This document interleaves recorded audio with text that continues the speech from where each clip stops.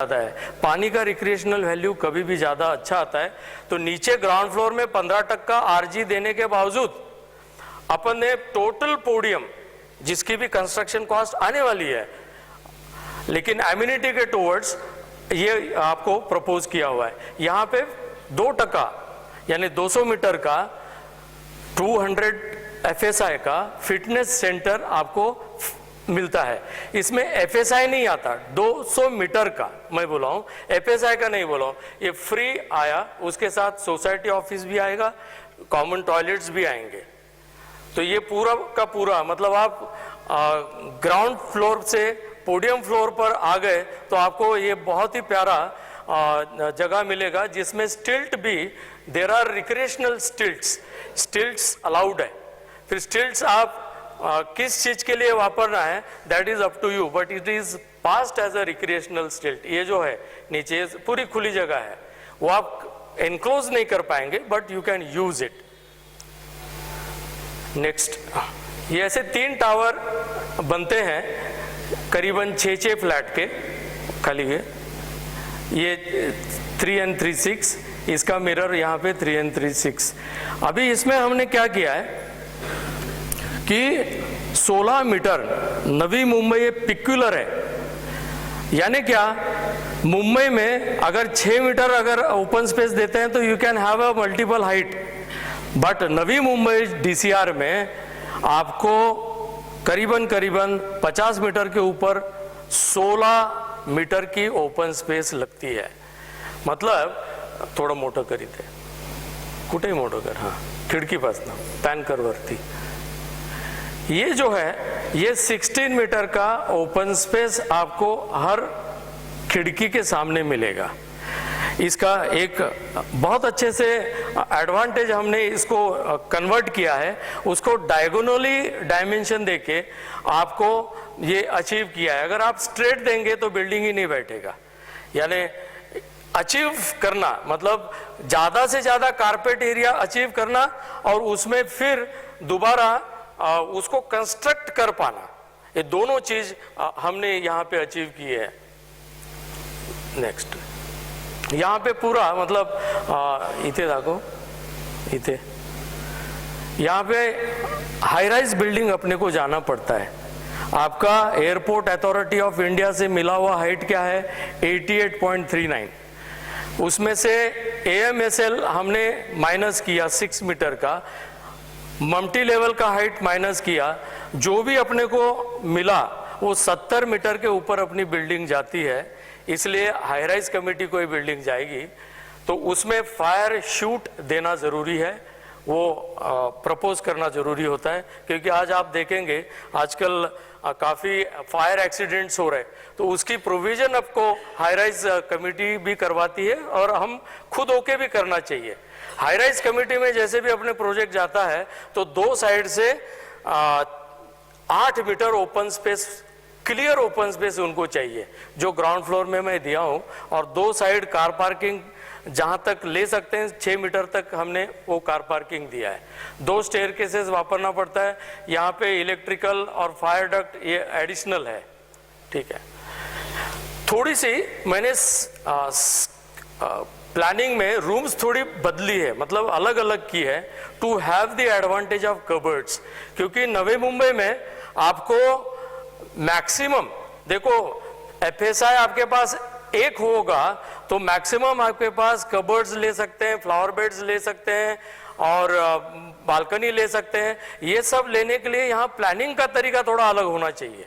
अगर जिसके पास वो प्लानिंग का तरीका नहीं है तो कंसेशंस लेना उसको शायद आएगा नहीं, तो इसलिए भी ये थोड़ा स्कैटर्ड प्लानिंग किया हुआ आपको दिखेगा खाली ये। अभी हमें थोड़ा सेक्शन में आपको समझाता हूं।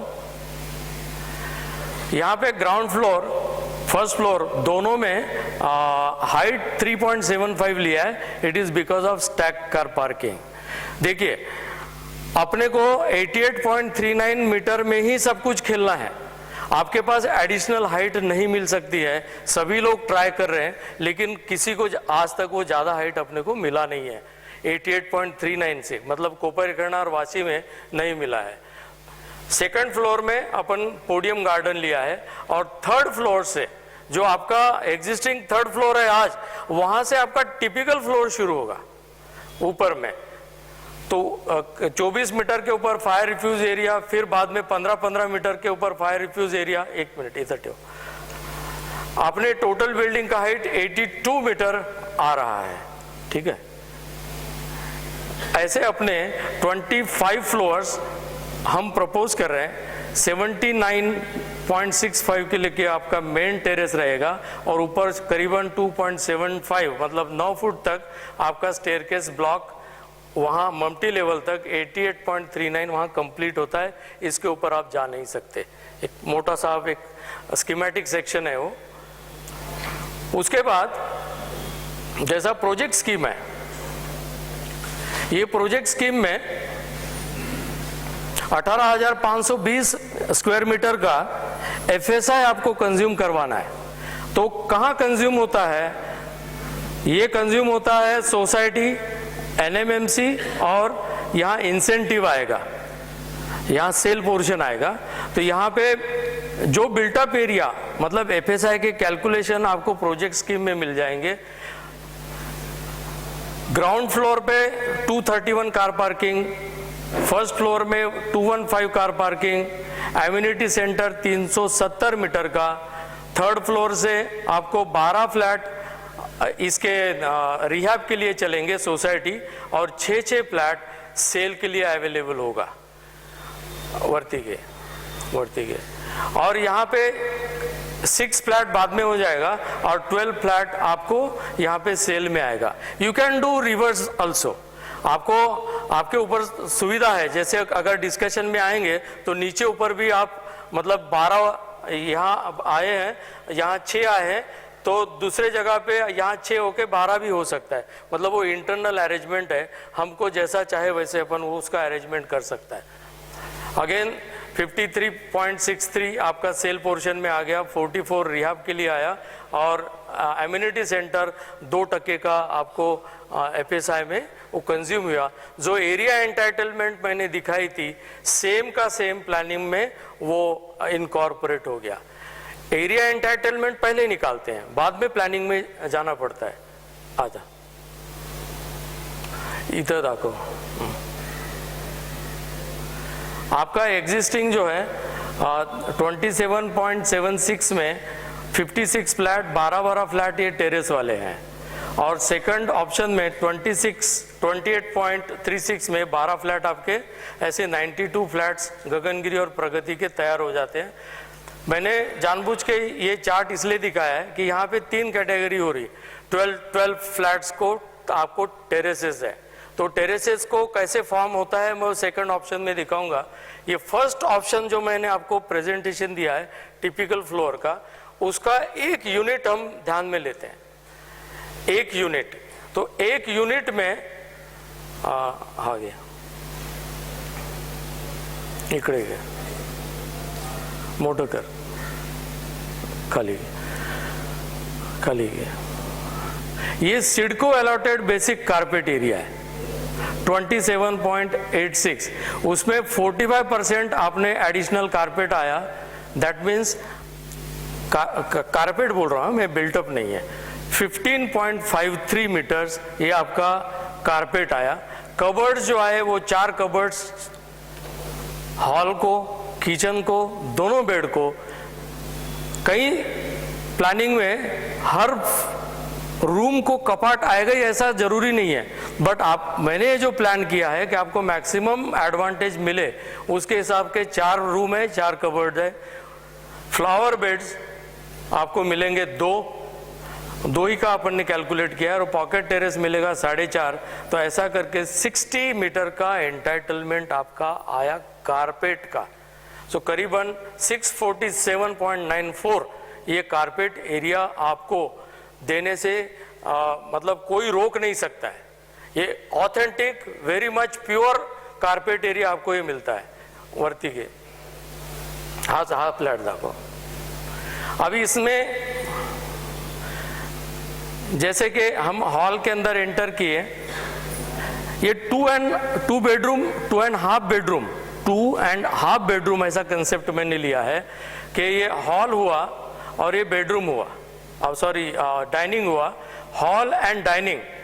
फिर अभी इसमें टेक्निकल सेपरेशन कैसे हुआ, तो एक कबर्ड लिया, फिर एनक्लोज बालकनी हुआ।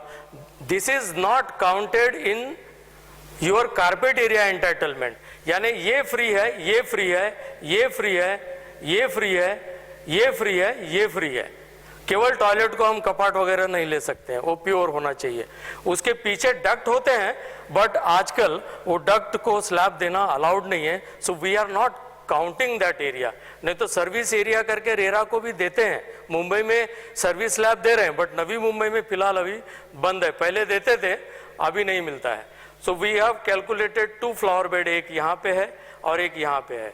जो यहाँ पे छज्जा है उसको मैंने कारपेट एरिया में काउंट नहीं किया है, या कोई उसको काउंट करवा के उसको बढ़ा सकता है, बट एज पर डीसीआर हमने 2 फ्लावर बेड का प्रीमियम अपन भर सकते हैं। उसके ज्यादा अगर फ्लावर बेड देना है तो एफएसआई में काउंट करना पड़ेगा, सो अननेसेसरी अपना एफएसआई वेस्ट होगा, इसलिए मैंने अपने आप को रिस्ट्रिक्ट किया है।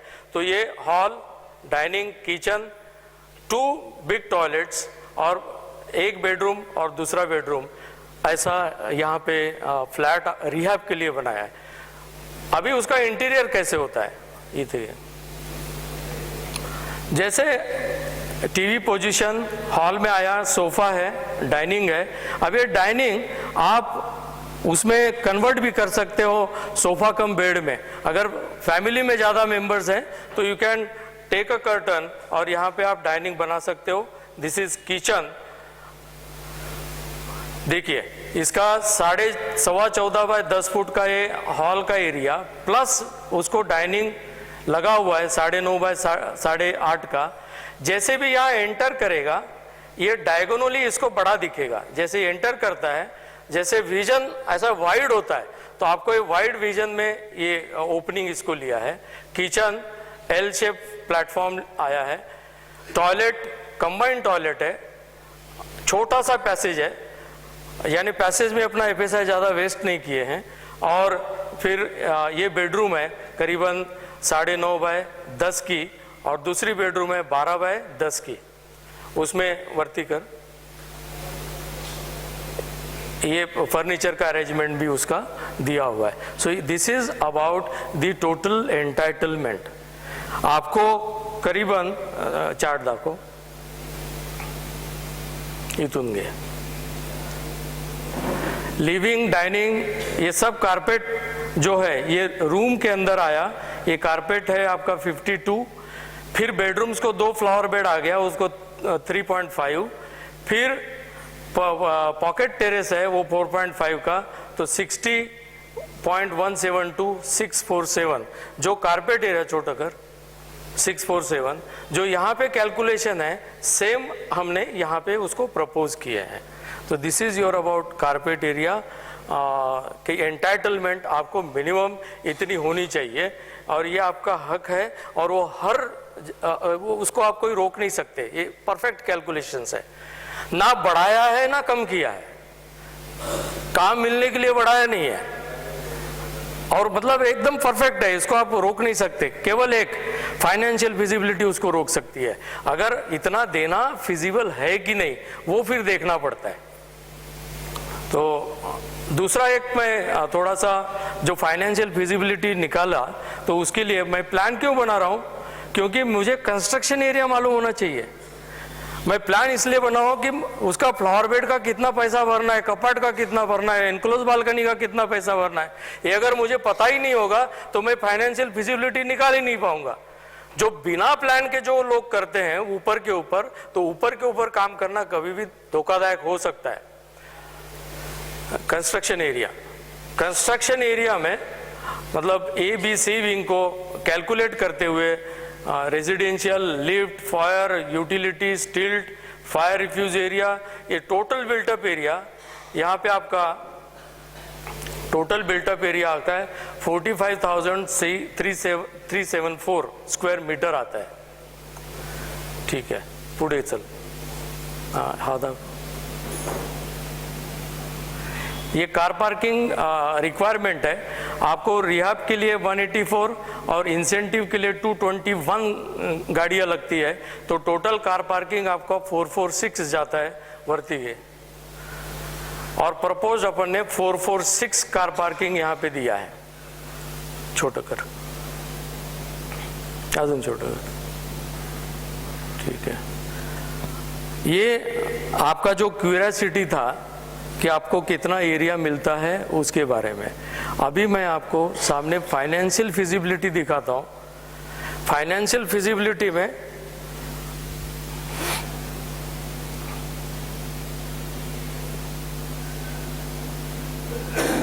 पहले पास अभी हमने अजम्पशन किया है। क्या अजम्पशन किया है? आपने जब प्रेजेंटेशन लिया तो मुझे कोई रेट, कोई प्लॉट एरिया, ऐसा कोई ज़्यादा डिटेल मेरे पास नहीं था। तो मैंने वहाँ पे इंक्वायरी किया है एजेंट से, स्टेट एजेंट से।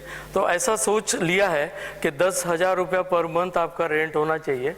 वो आप तय करेंगे कि 10 होना चाहिए या कम होना चाहिए या ज़्यादा होना चाहिए, ये आप तय कर सकते हो। तो वो दूसरे टाइप में 12,000 का आपल्याला नंतर टेरेसचं दाखवायचं आहे। तो ये टोटल फ्लैट्स आपके 33 मंथ्स, देखिए एज पर 79 है, 3 साल के ऊपर आप बना नहीं सकते पीरियड। मतलब you cannot construct more than 3 years, ऐसा जीआर में लिखा है, रीडेवलपमेंट की जीआर में, वो लेटेस्ट में भी लिखा हुआ है। 2 साल में आप कंप्लीट करो, और आवश्यक हुआ तो 1 साल और बढ़ोतरी होगी। इसलिए हमने वो 33 मंथ मतलब पोजीशन देने का जो 3 पीरियड का ध्यान में लेते हुए वो 3 महीना मेरे पास रखा हूँ, ताकि आपको वो गिवन टाइम में पोजीशन दे पाऊँ। ये 62 करोड़ देना रे 6.2 करोड़ यहाँ पे आपका रेंट में गया। डिपॉजिट मैंने 50 और 60 हजार टाइप ए और टाइप बी को पकड़ा है, उसमें 9 करोड़ गया। उसके बाद ब्रोकरेज जो है 1 मंथ का पकड़ा हूँ, तो 3 बार 11 महीने का आपको अगर करना पड़ा तो 3 बार ब्रोकरेज का सिस्टम अपन ने ध्यान लिया है।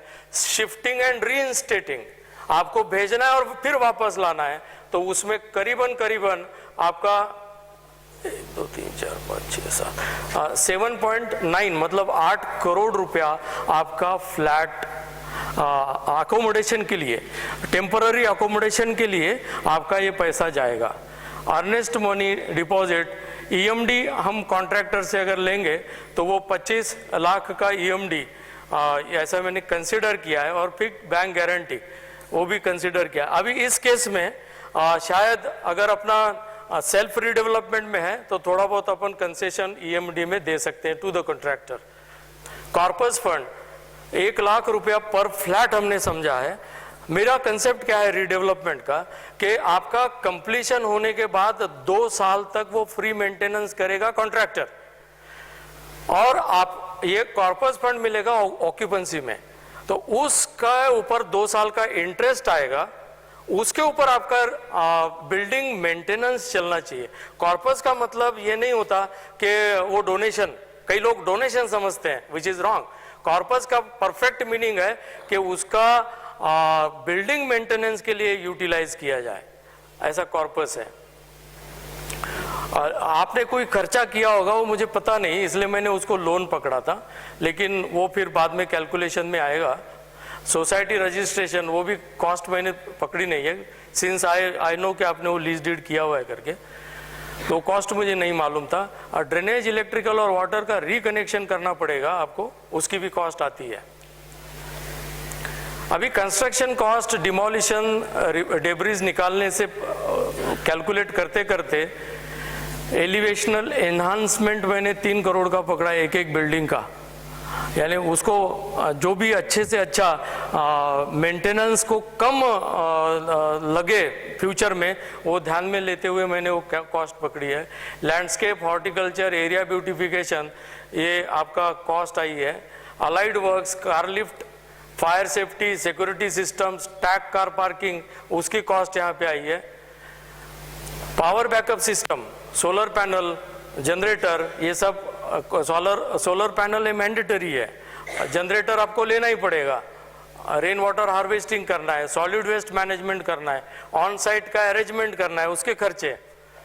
फिर बिल्डिंग मेंटेनेंस कॉस्ट आपको मैं जैसे बताया कि 24 महीने का बिल्डिंग मेंटेनेंस कॉस्ट आपको नहीं लगेगा, वो उसका प्रोविजन कॉन्ट्रैक्टर आपका दो साल तक वो फ्री मेंटेनेंस आपको देगा, लेकिन उसको कॉस्ट लगेगी वो कंसिडर किया है।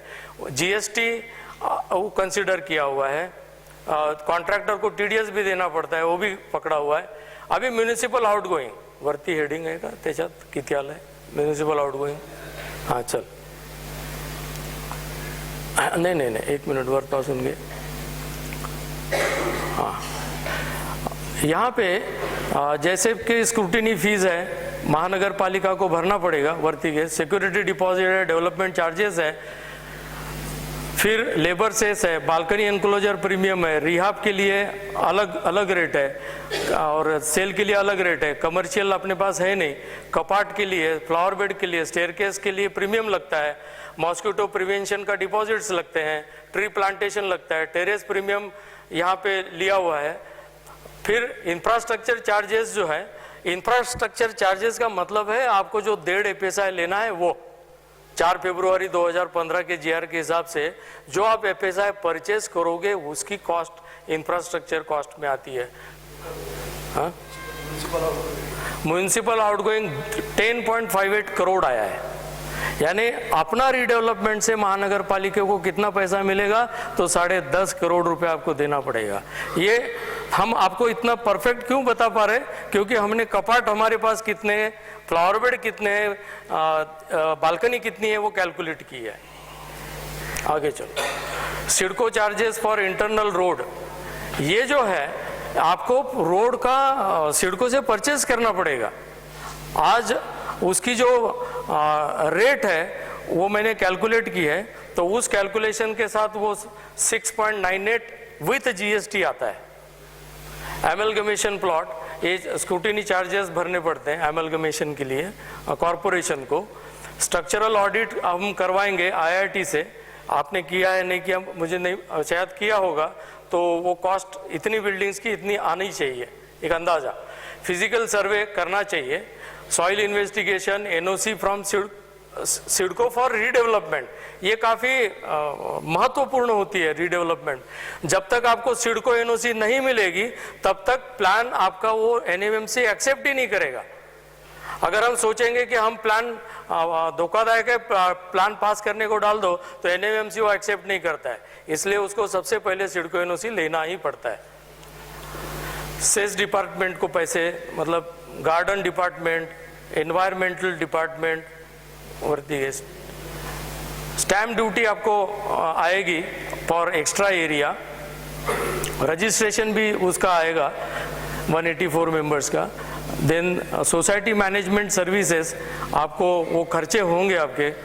कंसल्टेंसी, अगर मैं I work as a sole consultant तो उसका मैं 7.5% चार्ज करता हूँ, तो उसके अमाउंट। एडमिनिस्ट्रेशन एंड एडवर्टाइजमेंट आपको करना पड़ेगा, तो उसके चार्जेस।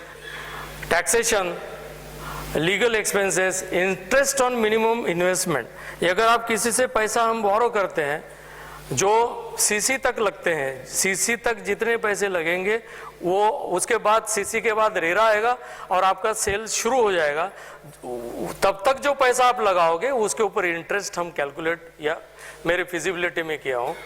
तो टोटल इनडायरेक्ट कॉस्ट,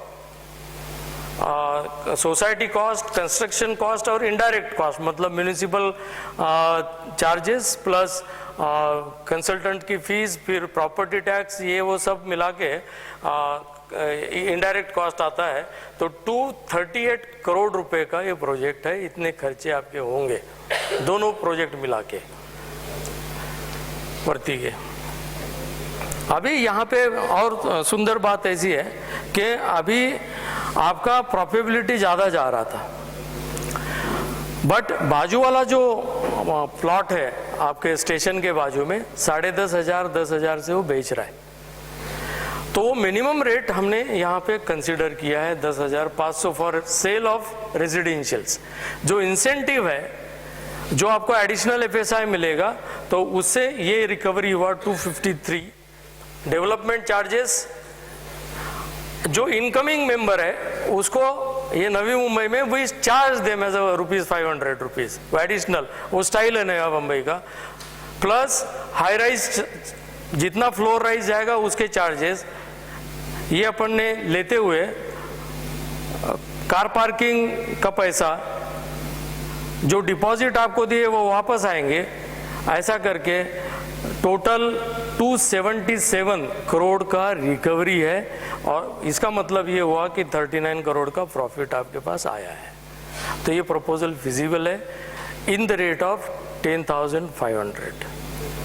ठीक है, अभी ये इसलिए बनाया कि आपके जितने सेल फ्लैट है, भाई इतना प्रॉफिट मेरे पास आया है, अभी उसको अगर आपको कमी करूंगा, अगर हमें सेल्फ रीडेवलपमेंट में पैसा जमा करना है तो आपके पास कोई इतने मेंबर्स में से 10-15 मेंबर 20 मेंबर फ्लैट खरीदने के लिए तो आएंगे सामने, तो उनको आप कुछ लाख रुपए का कंसेशन देके आपके पास वो ले सकते हो, आपके पास रेडी फंड क्रिएट हो सकता है। मेरी बात समझ में आई? क्योंकि सेल्फ रिडेवलपमेंट में पैसा कहां से लाओगे? तो आप हर मेंबर को ये बोलो कि अगर आप मेरा एडिशनल जो सेल में का फ्लैट है वो अगर लेते हो तो मैं करीबन आपको 5 लाख रुपए रिबेट देता हूं, तो उससे फ्लैट सेल की परसेंटेज बढ़ जाएगी, ये ध्यान में लो। दूसरा, बार्टर एक सिस्टम है कि अगर आपका सेल्फ रिडेवलपमेंट है, इसलिए बोल रहा हूं फाइनेंस से रिलेटेड, अगर जो आने वाला कॉन्ट्रैक्टर है उसको आप बोलेंगे कि some portion 30% of the flat आप हमसे ले लो, बार्टर कर लो, फिर वो क्या करेगा, वो कम पैसे में वो लेगा। उस वक्त देखो प्रिवेलिंग रेट यहां पे 12,000 का भी है, ऐसा नहीं है कि कोपरखेरणे में 12,000 रेट नहीं है, कोपरखेरणे में 12,000 का रेट भी चलता है। तो हम बार्टर जब करेंगे तब कॉस्ट बढ़ा के हम उसको बार्टर करना चाहिए, ये अपना घर का अंदरूनी कैलकुलेशंस है। जैसे मैंने आपको बताया कि आपका जो मेंबर है उसको आप 5 लाख का ऑफेंड बोल दो कि मैं आपको वो ऑफर करता हूं, तो 5 लाख से आपका फ्लैट कम में आप बेच पाओगे। 10,500 रेट पकड़ा, जो भी एरिया बनता है समझो 1.25 करोड़ होएगा या 1 करोड़ 15 लाख रुपया हो गया, तो आपको 5 लाख रुपए का रिबेट, जो 2 लेके आएगा तो उसको ज्यादा रिबेट, ऐसा वर्किंग आप यहां पे कर सकते हो।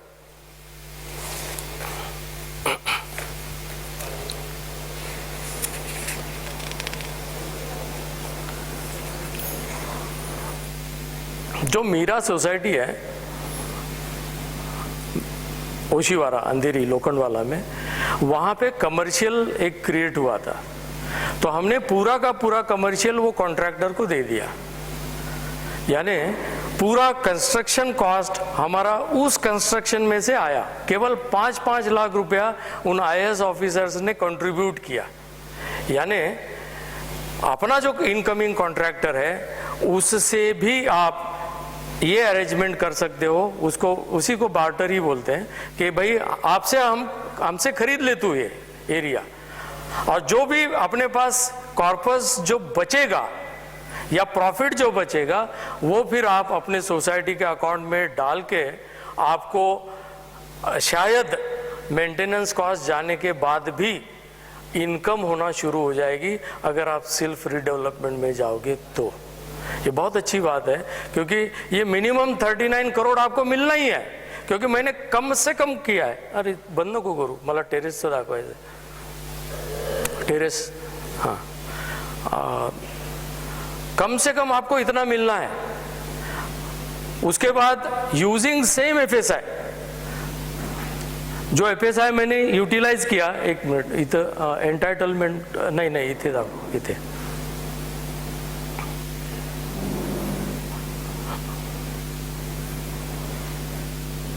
कोपऱ्यात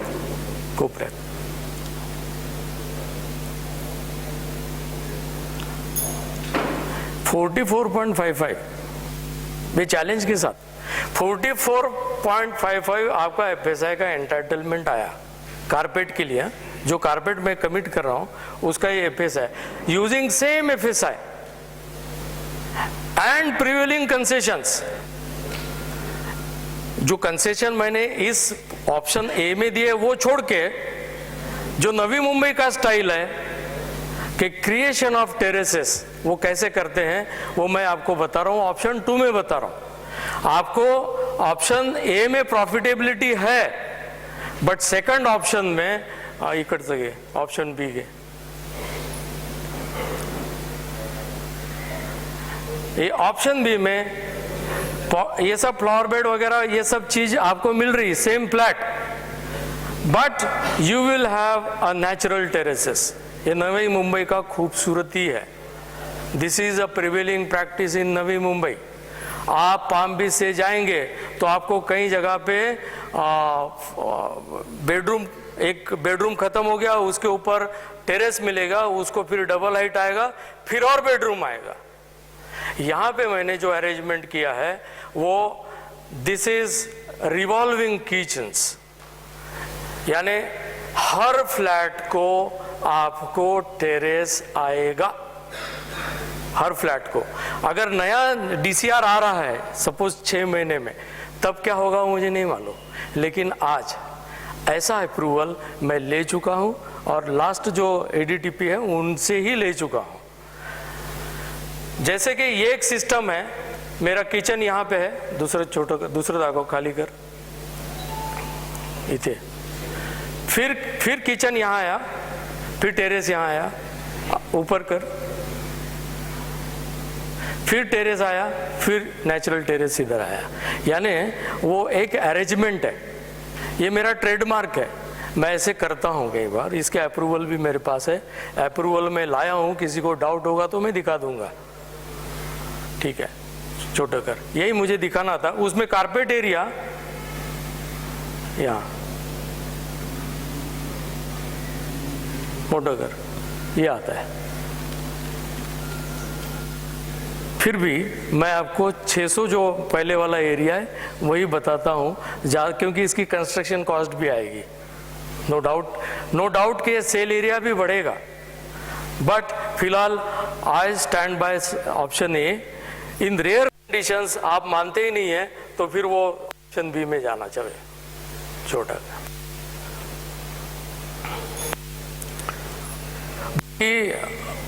आपने जैसे तो बहुत कुछ है, अपन 3 घंटे भी बात कर सकते हैं। अभी स्टेजेस आपको पता है 79, ये मालूम है। 4 फरवरी 2015 का थोड़ा शायद नहीं मालूम होगा, बोला नहीं, किसी ने बोला है 4 फरवरी 2015 का अमेलगमेशन वगैरह बोला है, ठीक, तो फिर वो मैं अवॉइड करता हूँ।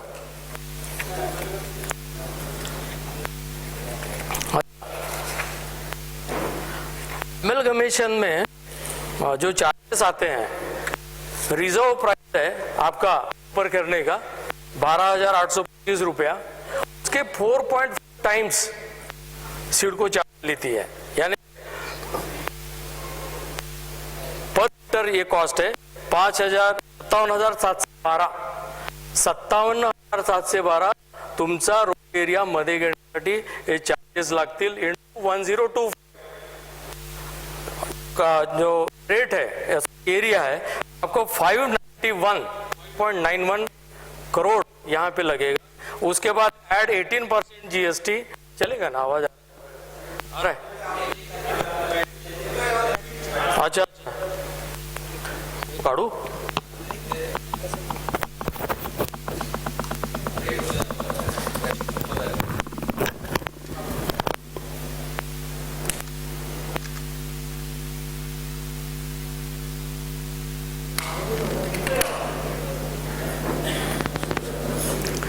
GST त्याच्यामध्ये टाकल्यानंतर म्हणजे ऍड केल्यानंतर 6.98 करोड आपल्याला ती रोडची कॉस्ट लागेल। या कॉस्टवर मग परत इन्सेंटिव्ह FSI पण याच्यावर 1.5 येईल, म्हणजे हा प्लॉट आला त्याच्यावर 1.5 FSI ची अजून कॉस्ट येईल, म्हणजे तो आपण मध्ये घेतो, म्हणजे असं काही फुकटात येत नाही, तो त्याला कॉस्ट आहे पण त्याचे ॲडव्हान्टेज जास्त आहेत, त्याच्यामुळे आपण तो घेऊया। त्याच्यानंतर ॲमलगमेशन आहे. आता 2 इंडिव्हिज्युअल सोसायटीज आहेत. ॲमलगमेशन सिडकोमध्ये कसं अलाउड आहे? माझ्या जर लगतच्या 2 प्रॉपर्टी असतील तर ॲमलगमेशन अलाउड आहे. पण जेव्हा तुमच्या 2 सोसायट्या वेगवेगळ्या आहेत, त्यांचं प्लॉट टायटल वेगवेगळं आहे, मग त्यामध्ये 4 फेब्रुवारी 2015च्या GRने तुम्हाला DCR मध्ये काही असू शकतं, पण तुम्हाला ते अलाउड केलंय. हे मग नसेल माहीत तुम्हाला.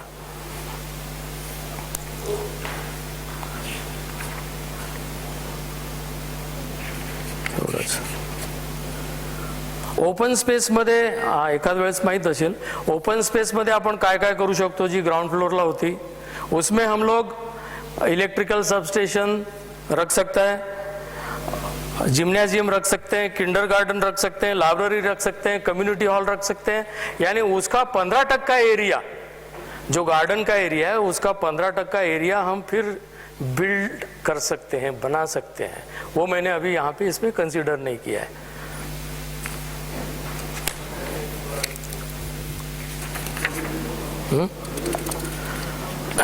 ओके.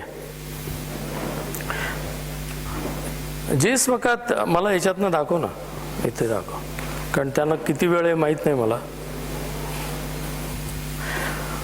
आम्ही बघा, रहिवासी केंद्री पुनर्विकास जेव्हा करतो आणि ज्या वेळेला 75% कंसेंट येते ऑन स्टैंप, मेरे तरफ ध्यान दो, जब हम रीडेवलपमेंट करते हैं और स्टैंप के ऊपर कंसेंट रखते हैं तो उसके बाद हम ये प्रोजेक्ट रिपोर्ट लोगों के सामने प्रेजेंट करते हैं. उसके बाद टेंडर डॉक्यूमेंट निकलता है. यानी ये प्रोजेक्ट रिपोर्ट का, ये कोई सोसाइटी है उसका इतना प्रोजेक्ट रिपोर्ट, इसमें वो आने वाला आदमी ये नहीं बोल सकता है कि मुझे ये चीज़ नहीं मालूम. इसमें सब रखा है. इसके कोई 2 पेज का FSI का फिजिबिलिटी नहीं दिखाया है, इसमें कंप्लीट प्रोजेक्ट का फिजिबिलिटी दिखाया है. तो ये project report, tender document, tender documents उसके बाद बनता है जो PMC के काम होता है. तो यहाँ पे डेवलपर की जगह कॉन्ट्रैक्टर आ जाएगा. ठीक है.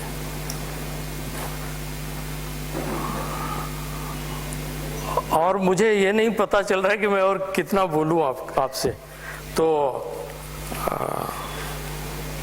2 मिनिट दो. आपले सगळे पॉइंट कव्हर केले ना.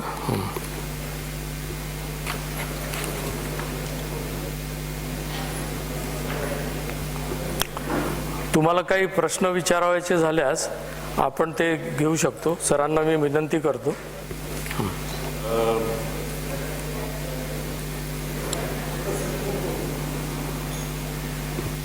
पहिला प्रश्न सर.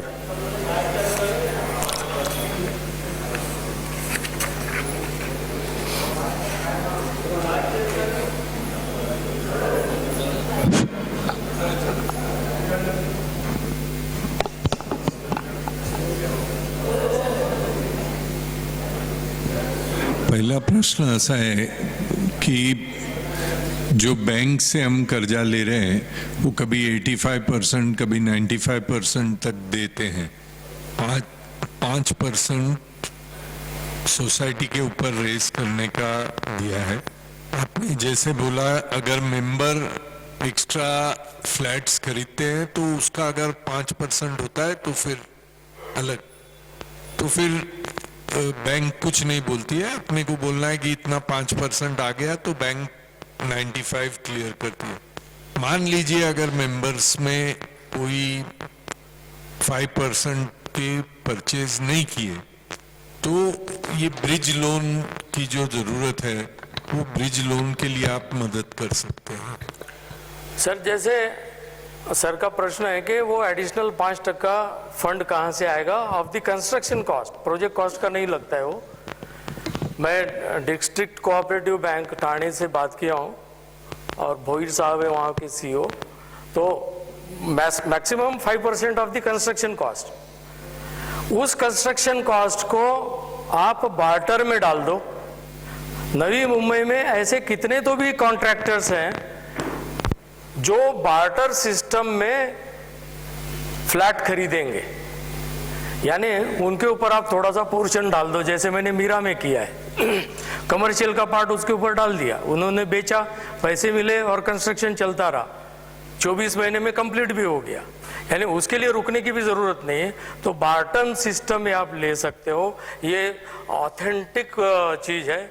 दूसरा ऑथेंटिक, जैसे कि आप सेल को बोल सकते हो, आप ऑफेंड कर सकते हो कि 39 करोड़ है फायदा, तो कम से कम मेरे हिसाब से हर मेंबर के शेयर में जाएगा प्रॉफिट 17.5 से 17-18 लाख रुपया प्रॉफिट जाएगा एक फ्लैट के पीछे।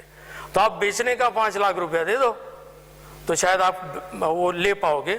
और दूसरा और है कि ओवर वैल्यूएशन भी आप कर सकते हैं, जैसे कि 2750 कंस्ट्रक्शन कॉस्ट आई तो 5% आप बढ़ा लो, 5% बढ़ाने के बाद आप रिटेंशन फिर काट लो, यानी वो फिर आपके साथ मैच हो जाएगा वो कॉस्ट। इसलिए आप वो सिस्टम में भी अपन जा सकते हैं सर। दूसरा सवाल ये है कि अगर हमको बार्टर सिस्टम में नहीं जाना है, हाँ। और इंटरनेशनल लेवल के कॉन्ट्रैक्टर्स लेने हैं, जैसे सैमसंग, जैसे LNT, तो वो बार्टर में नहीं जाएंगे, तो ये 5% लाने में कोई NBFC से या कहीं से आप मदद कर सकते हैं क्या?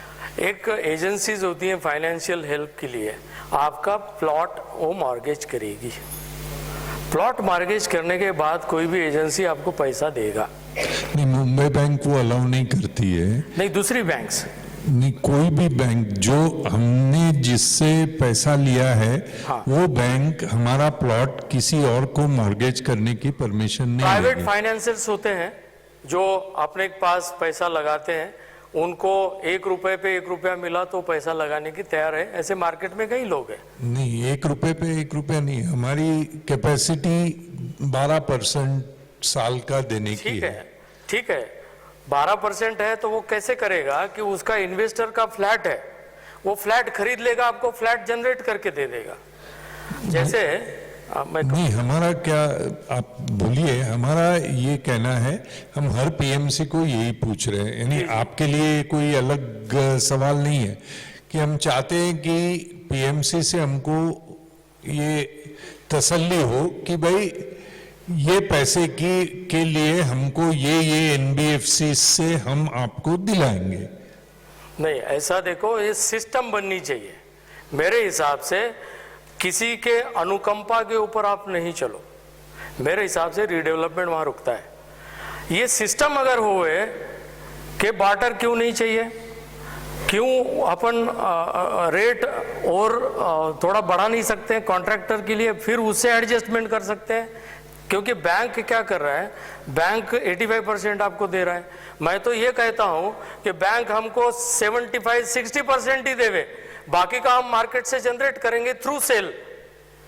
थ्रू सेल अगर मैं जनरेट कर सकता हूँ कंसीडरिंग रियल एस्टेट मैनेजमेंट, तो मैं वो करना चाहिए। System should be supportive. अगर कुछ खुदा न खास्ता अगर नहीं हुआ, सर बोल रहे हैं जो, अगर नहीं हुआ तो प्राइवेट फाइनेंसर से 12% में कोई नहीं देगा, 18% तक फाइनेंस आपको प्राइवेट का मिल सकता है।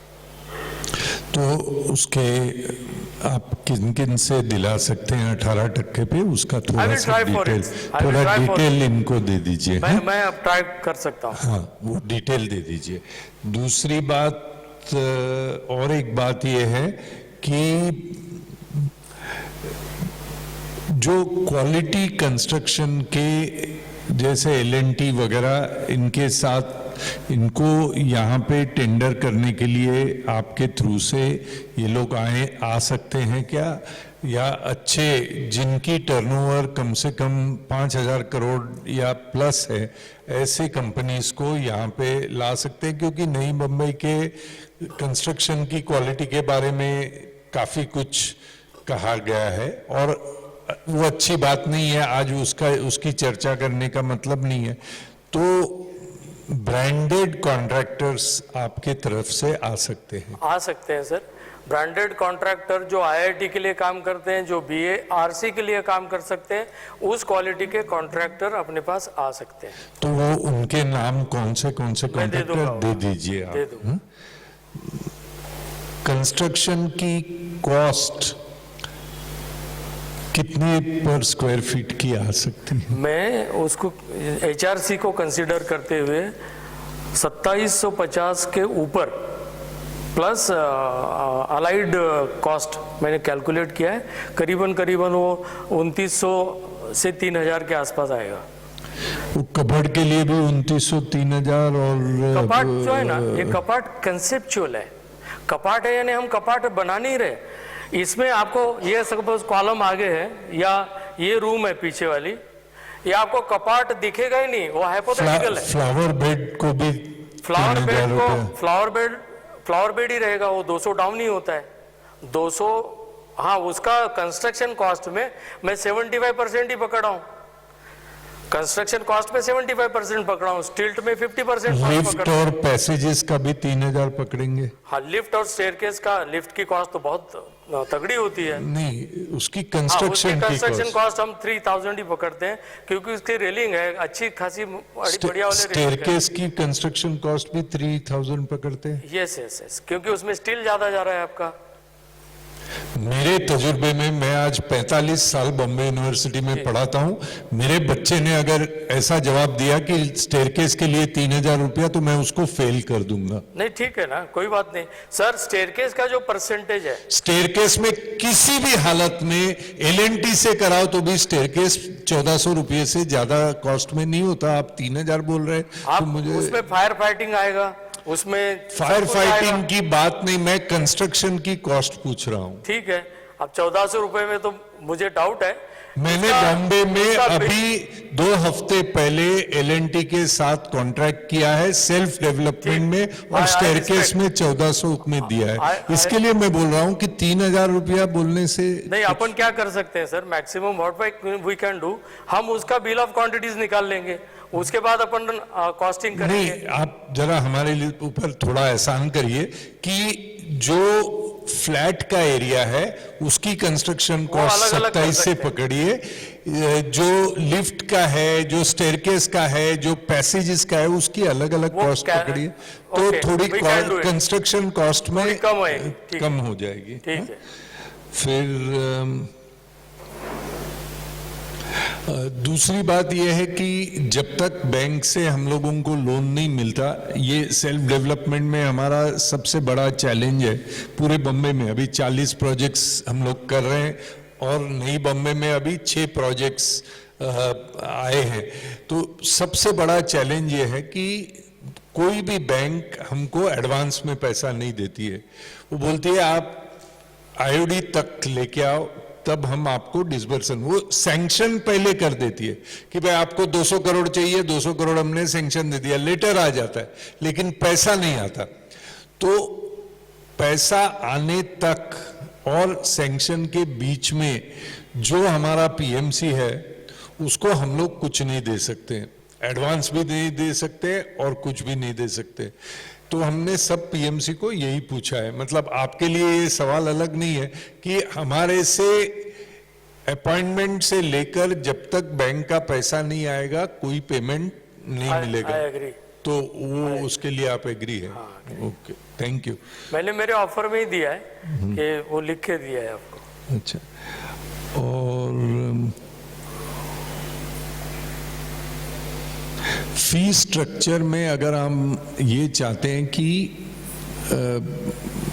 पीएमसी अलग हो और आर्किटेक्ट अलग हो, अगर हमको ऐसा लगे, अगर सबको कि अलग अलग हो, उसके एडवर्टीजमेंट्स अलग हो, और आज तो पीएमसी के लिए है, मान लीजिए आपको सिलेक्ट करते हैं एज पीएमसी और आर्किटेक्ट के लिए अलग अगर करते हैं, और कोई ब्रांडेड आर्किटेक्ट को या ग्लोबल टेंडर से आर्किटेक्ट को, उसमें आप भी अप्लाई कर सकते हैं। ऐसा नहीं कि आप पीएमसी हो गए, लेकिन अगर अलग करना चाहे तो आप उसमें पार्टिसिपेट करेंगे। सर वो देखिए, मैंने आपको टोटल बताया कि control should be at under one roof. नहीं, here control will be with the society. अभी भी वो सोसाइटी जो मैं कंसेप्ट बता रहा हूं वो भी कंट्रोल सोसाइटी के ही पास है, क्योंकि यू आर अपॉइंटिंग मी, तो कंट्रोल आपके पास है। सोसाइटी को ये 5 लोगों को कंट्रोल करना इज ए हेडेक। अकाउंटेबिलिटी और रिस्पॉन्सिबिलिटी आप एक आदमी को दो, उसको पकड़ो, ये सही है या गलत है, तो तूने किया, उसका क्रेडेंशियल्स देखो।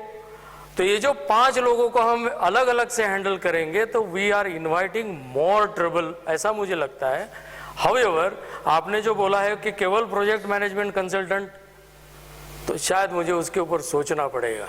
आई एम नॉट, बताइए, क्योंकि आई एम नॉट सो कीन अबाउट इट। अच्छा, आई एम नॉट सो कीन अबाउट इट। नेक्स्ट क्वेश्चन ये है कि ये 7% फी स्ट्रक्चर मुंबई बैंक की अपर लिमिट सारे प्रोफेशनल्स यानी legal, chartered accountant, architect, PMC, सब इसके वो 8% से अधिक नहीं होना चाहिए। ठीक है। तो अगर 7% आपको देंगे तो 1% में बाकी सारे इसमें 2 ही लोग रह गए सर, एक लीगल कंसल्टेंट और सीए, बाकी तो सब मैं लेके रखा हूं। नहीं, वो तो अगर सब एक जगह में देंगे तो हाँ। हमारे मुंबई बैंक ने जो सर्कुलर दिया है उसके मुताबिक 2% आर्किटेक्ट को, 3% प्रोजेक्ट मैनेजमेंट कंसल्टेंट को, आधा % स्ट्रक्चरल इंजीनियर को। आई एग्री फॉर उस तरह से वो यू कैन रीशफल। हाँ, क्योंकि वो उनके अलग अलग प्रिस्क्राइब्ड है। अगर आप एक ही जगह में 7% होते तो उनसे ठीक है, we can reshuffle. Okay. Quality का एश्योरेंस कैसे होगा, कितने साल की गारंटी इस स्ट्रक्चर को होगी और कैसे होगी? ठीक है, अपने पास ऑन साइट स्टाफ रहेगा, हम लोग उसको पीरियडिकली सुपरवाइज करेंगे। बिल्स सर्टिफाई करने के पहले हम खुद चेकिंग करेंगे। सबसे पहले जो वाटरप्रूफिंग का काम है और प्लम्बिंग का काम है, इससे ही, और प्लास्टर का एक्सटर्नल, इससे ही पूरी बिल्डिंग डिलैपिडेटेड होती है। तो मेरा ये फर्ज बनेगा कि ज़्यादा से ज़्यादा इसके केयर रखा जाए, waterproofing, plumbing, external plus quality of RCC, ये सभी चीज के लिए एक इंटरनेशनल स्टैंडर्ड बोलो या जो स्पेसिफिकेशंस हमने तय किए हैं या सोसाइटी तय करेगी, उस स्पेसिफिकेशन के हिसाब से ये कंस्ट्रक्शन करवाना ये हमारा जिम्मा रह जाएगा। आपकी कंपनी ISO 14000 कंपैटिबल है? ISO तो मेरा नहीं है, बट हम जो काम करा रहे हैं अभी साइट पे एंड एवरीवेयर, तो वो एक कंपैटिबल सिविल इंजीनियर्स रख के, वहाँ पे ऑन साइट आर्किटेक्ट्स रख के, स्टोर कीपर्स रख के, ये सब चीज़ हम उसको बढ़िया से कंट्रोल में ले रहे हैं। क्योंकि हमको पता है जो रीडेवलपमेंट का काम करता है तो वो कहाँ चीज़ खराब होती है उसको मालूम होता है, तो उस चीज़ के ऊपर कंट्रोल करना आसान है मेरे हिसाब से। ग्रीन बिल्डिंग काउंसिल की तरफ से कितने आपके कंस्ट्रक्शन ग्रीन बिल्डिंग्स हैं, platinum level, gold level? Green buildings में हमने, जैसा कि रीडेवलपमेंट के है, जो 3 प्रोजेक्ट मेरे अप्रूवल में है आज, तो उसको ग्रीन बिल्डिंग का स्टैंडर्ड्स हम रख रहे हैं। और एवरीथिंग, मतलब non conventional energy, maximum zero garbage, वो सब हम लोग वहाँ पे लेकिन इम्प्लीमेंट कर रहे हैं। पूरे हुए बिल्डिंग में अभी कोई पूरा green पूरा building- नहीं हुआ है, पूरा ओके। नहीं हुआ है। मेरे ख्याल से मेरे सवाल पुरे हो गए। अभी कोणाला आणखी काय प्रश्न विचारायचे असतील तर विचार।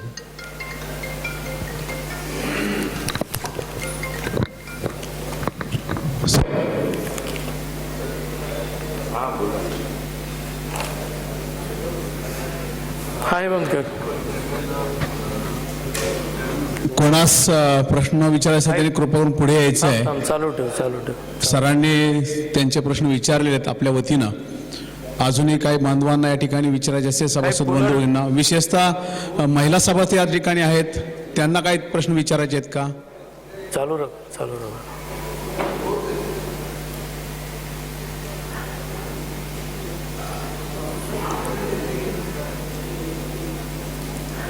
4 सेमिनार, चौथा मी आहे, त्याच्यामुळे तुमचे डाउट्स क्लिअर झाले असतील। असं मला वाटतं. मधला जो रोड आहे आणि सोसायटी अमलगमेशन याला साधारण किती वेळ लागेल आणि किती खर्च येऊ शकतो? मग खर्च जो आहे, आता अमेलगमेशनला तुम्हाला कॉस्ट द्यायला लागते. ती कॉस्ट आपल्याकडे आहे का? कारण आता काय डिस्कशन झालं की कमिन्समेंट सर्टिफिकेटसाठी पैसा कोण जमा करू शकतो, हाही एक विषय आला. जेव्हा आपल्याला बिफोर अप्रुव्हिंग पैसा मिळेल, म्हणजे CC कमिन्समेंट सर्टिफिकेट न मिळता जेव्हा पैसा मिळेल तरच आपलं सेल्फ रिडेव्हलपमेंट होणार. अदरवाईज मग हे सगळे प्रॉब्लेम्स येणार आहे. अमेलगमेशनचा 6 करोडचं पैसे कोण देणार? हे सगळे इंटरनल प्रॉब्लेम्स आहेत.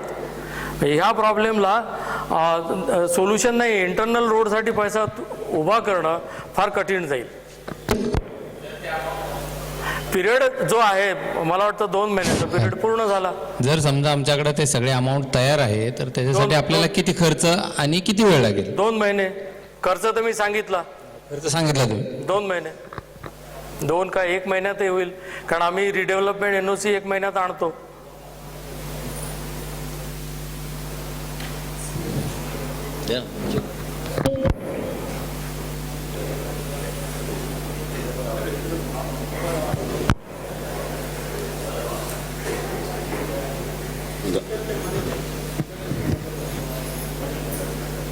वापरता येत नाही, जरा सांग. बोला. नमस्कार. नमस्कार. स्पीकरपासूनच लांब आहे. आता बरंच मी लास्टला बसलो होतो, तुमचं बरंचशी हे बघितलं मी. मला एक पर्सनली विचारायचं होतं on behalf of the society. You have been doing things as a PMC as an architect. थोडं खाली घ्या ना. तुम्ही आत्तापर्यंत जे कामं केलेत, तुम्ही ॲज अ PMC की ॲज अन आर्किटेक्ट? आता जेवढे काही मी रिडेव्हलपमेंटची कामं तुम्हाला दाखवली, म्हणजे प्रोजेक्टची नावं सगळे मी सोल कन्सल्टंट म्हणून काम करतो. मी कुठेही रिडेव्हलपमेंटमध्ये separate architect, separate project management consultant, separate असं करत नाही. त्याचं कारण एक आहे, तुमच्या 79A फ्रंटमध्ये तुम्ही जर बघाल तर इथं काय म्हणतात, मी वाचतो तुमच्यासाठी. वास्तुविशारद व प्रकल्प सल्लागार यांच्या कराव्याच्या कामात सुसूत्रता नसणे, असं आहे. ह्या तुम्ही सगळे वाचत असाल तर याला तुम्ही ओव्हरकम कसं करणार? की ज्या कामामध्ये सुसूत्रता नाही, इगो येतात लोकांचे, किंवा हा काय करतोय तो करतोय, धड कोणाला माहीत नसतं. तर हे जे कामं आहेत तशी PMC हे म्हटलंय त्यांनी. हो, GR मध्ये एक मिनिट, GR मध्ये सुसूत्रता नसते म्हणजे सगळ्यातच नसते असं जजमेंट दिलेलं नाही. हे एक कारण आहे हे GR निघण्यासाठी. याचा अर्थ सगळ्यामध्ये सुसूत्रता नसते असं नाही. आजपर्यंत आम्ही 40 सेल्फ डेव्हलपमेंटचे प्रोजेक्ट करतोय गव्हर्नमेंटच्या संमतीनं, आणि तिथे निश्चित सुसूत्रता आहे आणि त्यातली बिल्डिंगी कंप्लीट झालेल्या आहेत, OC मिळालेले आहेत, त्याच्यामध्ये कुठेही अडचण आलेली नाही. हे GR काढताना विषय मेन्शन करायचा असतो. GR मध्ये सुसूत्रता नसते याचा अर्थ सगळ्याच ठिकाणी नसते असं नाही, काही ठिकाणी नसते म्हणून गव्हर्नमेंट GR काढते. ठीक. धन्यवाद साहेब. आणि दुसरं असं आहे की आपल्याला माहिती दिलं होतं काय की आम्ही PMC साठी मीटिंग ठेवलंय का आर्किटेक्टसाठी? PMC साठी आहे, पण तो पूर्ण स्कोप मी तुम्हाला समजवण्याचा प्रयत्न केलाय.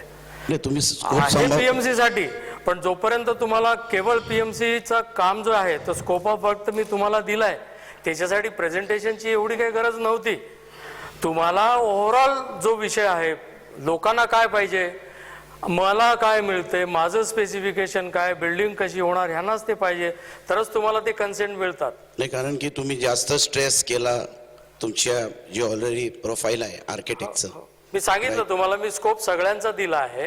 त्याच्यात मी हे म्हटलं की मला त्याचा वेळ लागेल सगळं वाचत बसलो तर, म्हणून मी आपल्या दिलेल्या वेळेमध्ये जेवढं मला जास्तीत जास्त माहिती लोकांपर्यंत पोहोचवता येईल तेवढी पोहोचवली. आता तुमच्याकडे ऑन हँड किती प्रोजेक्ट्स आहे which we can go and personally see on hand? On hand माझ्याकडे सगळे रिडेव्हलपमेंट, एकाही रिडेव्हलपमेंटची CC आलेली नाही, त्याच्यामुळे तुम्हाला ते बघता येणार नाही रिडेव्हलपमेंट. ठीक आहे, नव्या मुंबईमध्ये कुठेही सुरुवात झालेली नाही. पॉईंट जरा नोट हा करून घ्या. पॉईंट लक्षात घ्या तुम्ही, कारण कोणीही नव्या मुंबईमध्ये कुठल्याही ठिकाणी आपलं रिडेव्हलपमेंट सुरू नाहीये, कुठेच नाहीये. सुरू नाहीये म्हणजे CC मिळाल्यानंतरच सुरू होणार. ते सुरू नाही म्हणजे ॲट प्रेझेंट ऑन हँड तुमच्याकडे प्रोजेक्ट्स नाहीये. हा. They are all in the pipeline. म्हणजे जे काही झाले 4-5 ते GR आणण्याच्या पहिले झालेत.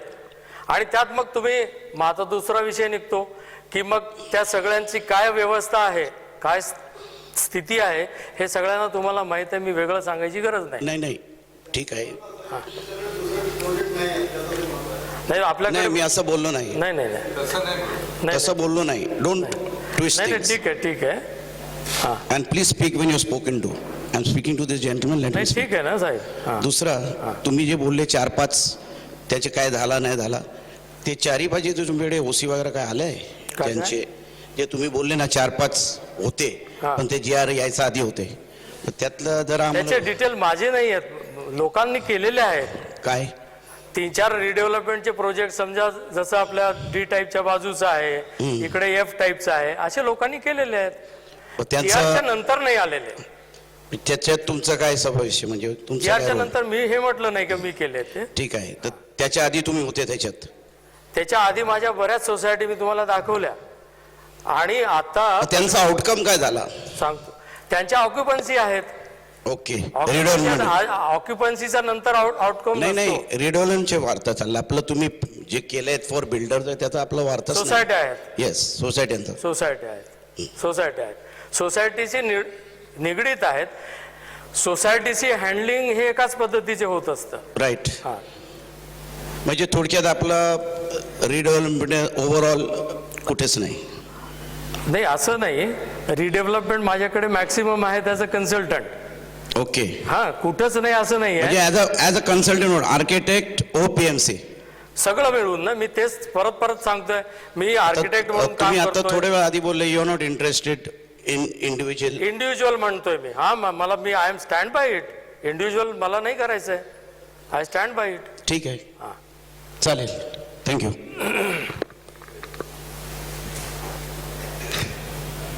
सर मला तुमच्या फायनान्शियल कंपनीचं विचारायचं आहे की तुमचं आर्थिक उलाढाल जे टर्नओव्हर आहे तो किती आहे साधारणतः? बघा, रिडेव्हलपमेंटची जेवढी कामं म्हणतो, आणि सरांनी सांगितलं CC चालू होण्याच्या नंतर तुम्हाला पैसे मिळतील, आणि मॅक्सिमम रिडेव्हलपमेंटची कामं मी करतो. त्याच्यामुळे माझी उलाढाल ही अशी काही अफलातून आहे असं नाही. याच्यासोबत मी पनवेलमधील शेतकरी जे आहेत, पनवेल महानगरपालिकेमध्ये 30 गावं आहेत, आणि त्या 30 गावाच्या शेतकऱ्यांचे 4 एकर 5 एकरची जी डेव्हलपमेंट आहे, शेतकरी ॲज अ 100% डेव्हलपर ते मी घडवतोय. म्हणजे केवळ रिडेव्हलपमेंटवाल्यांना मदत करणं असं नाही आहे, तर त्या शेतकऱ्याला उभं करणं 100% ॲज अ डेव्हलपर म्हणून. म्हणजे त्याने जेवी करायची गरज नाही, त्याने फक्त कन्सल्टन्सी सर्व्हिसेस घेतल्या तर त्याला पैसे मिळतात. अशा पद्धतीचे कामं आम्ही त्यांना तिथं करतोय.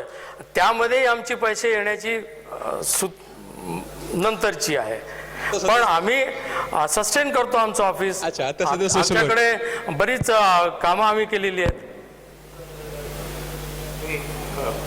बॅलन्स शीटच्या कॉपीज जरा 3 ते- वर्षाच्या देऊन ते- टाका. नाही.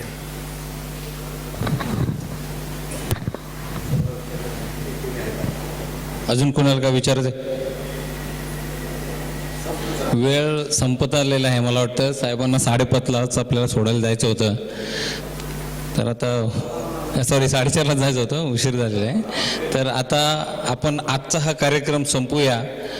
आणि सर्वात महत्त्वाचं म्हणजे आजचा जे आपले पवार साहेब आणि विनोद चव्हाण साहेब हे उपस्थित राहिले आणि आपल्याला त्यांच्याकडून जी महत्त्वपूर्ण माहिती उपलब्ध करून दिली त्याबद्दल त्यांचं आभार. तसेच आपल्या प्रोजेक्टच्या सुरुवातीच्या मीटिंगपासून आजपर्यंत आपल्या प्रत्येक फोनला आणि ज्या दिलेल्या वेळेला उपस्थित राहणारे आपले सन्माननीय भीष्माचार्य श्री चंद्रशेखर प्रभू साहेब यांचाही मनापासून आभार. आणि या सगळ्यांना माळेत गुंफण्यासाठी आपल्या चारही कमिट्यांच्या सदस्यांचं जे वेळोवेळी मिटिंगला मागे पुढे गावांना हजर राहतात त्यांचा वर हात करून अजून एकदा टाळ्यांनी आभार. जे कोणी येत नसतील त्यांनी कृपया सहभाग वाढवा.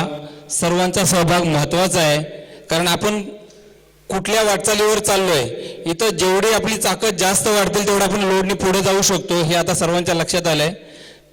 तसेच महिला वर्ग आणि सर्व सभासदांनी जो 2 दिवस आपले महत्त्वाची सगळी कामं बाजूला ठेवून उपस्थिती दाखवली त्याबद्दल सर्वांचा मनापासून आभार. दोन्ही सोसायटीचे अध्यक्ष, सेक्रेटरी आणि कमिटीने याच्यासाठी विशेष जो प्रयत्न केला त्याच्याबद्दल त्यांचाही मनापासून आभार. आणि आजचा हा कार्यक्रम संपला. ह्याच्यानंतर आज जे आपल्याला 2 दिवसामध्ये जे झालेले आहे त्याच्यावरती जो कागदपत्र आपल्याला उपलब्ध होतील त्याच्यावरती 8 दिवसाचा आपण वेळ मागितलेला आहे. आपल्या 8, 10, 12 दिवसात ज्या मिळतील त्याच्यावरती दोन्ही कमिटी मीटिंग लावून आपल्याला पुढचं काय करायचं ते ठरवलं जाईल. धन्यवाद.